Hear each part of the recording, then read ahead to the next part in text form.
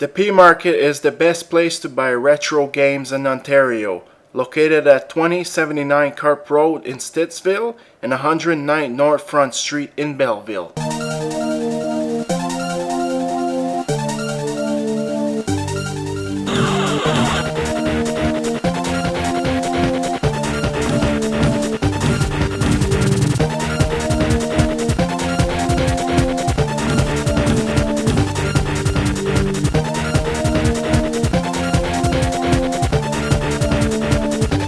Hi and welcome to Project Extreme Review. Today I'm going to review Castlevania Lords of Shadow Ultimate Edition for the PC version. This review will cover just about every version of it, but the PC version has some major advantage over the console versions. So we're going to go and take a look and see for yourself how it looks. Castlevania Lords of Shadow was released on console in 2010, and then it got released about a month ago on Steam with some massive improvement for it. I mean, for a 3-year-old game, this game still looks absolutely phenomenal. I'm running this game on maximum setting, and I never encounter a hiccup in the frame rate. So what the PC version has over its console counterpart is the fact that this game runs at 60 frames per second, has better lighting and shadow effects, and the textures are in much higher resolution than the console version. And this version, the Ultimate Edition, you get all the DLC released previously for console. So it's actually pretty cheap. I got mine on Steam and I believe it's $29 brand new. But if you're patient enough, you could get it really cheap. I got it on sale for $15.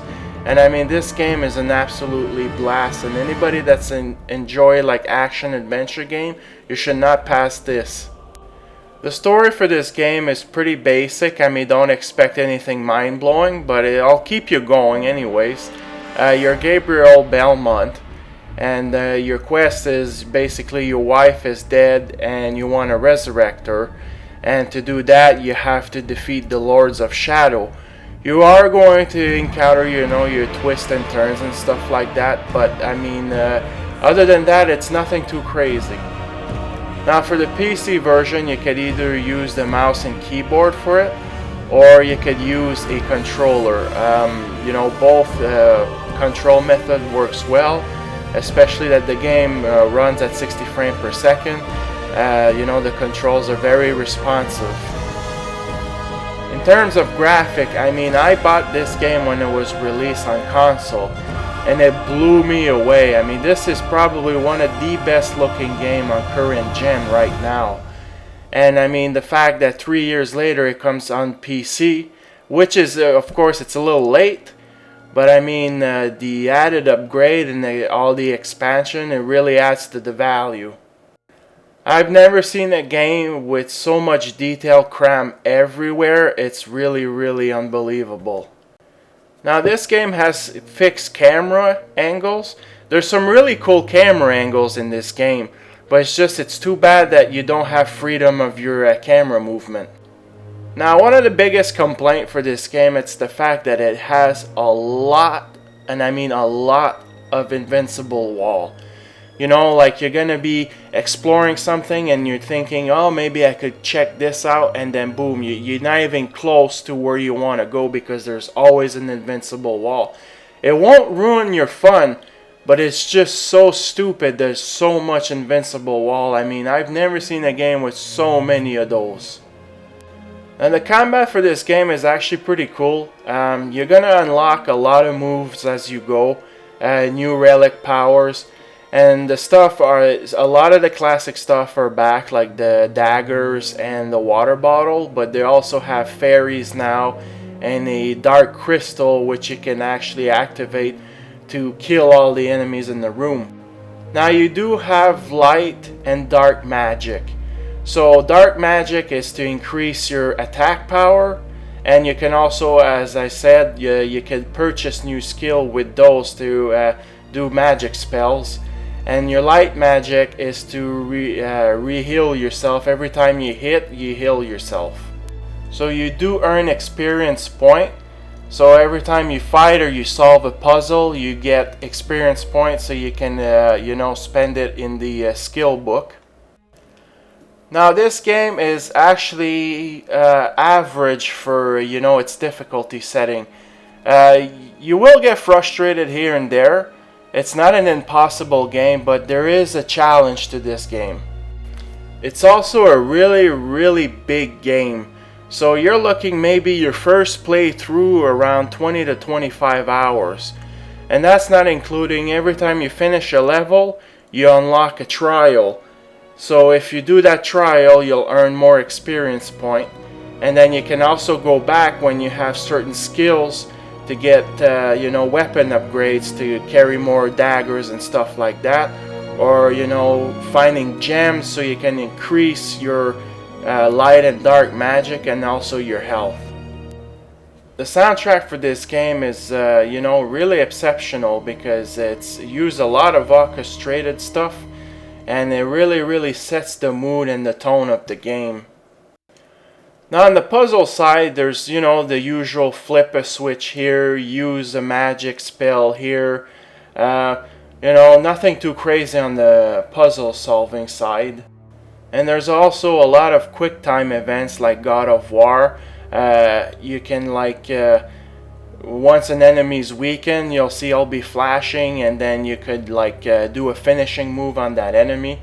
So yes, it borrows heavily from games like God of War and Shadow of the Colossus, but this game has its own identity. It's too bad that it does borrow a lot from some of our greatest game that we have right now. So yes, if you like Castlevania, you're gonna like this. It's different, it's a reboot of the series. It's just too bad they copied a lot on God of War. And I mean, don't expect like a Metroidvania style. I find that, they went back to the old school style of Castlevania with its own twists and turns and stuff like that. It's still a great game. I just wish that they could have done a little bit more in the exploration side with this game. But other than that, nobody should skip this. The good stuff for this game, like I was saying, even for a 3-year-old game that's re-released on PC, it's an absolutely outstanding looking game. The soundtrack is a true classic. It carries the Castlevania name for sure. And it's a very, very long game. Like I said, it's going to take you around 20 to 25 hours your first time to complete. The bad stuff for this game, like I said, there's tons and tons of invincible walls. It's gonna drive you nuts here and there because you cannot explore everything you see. There is some poorly explained mechanics.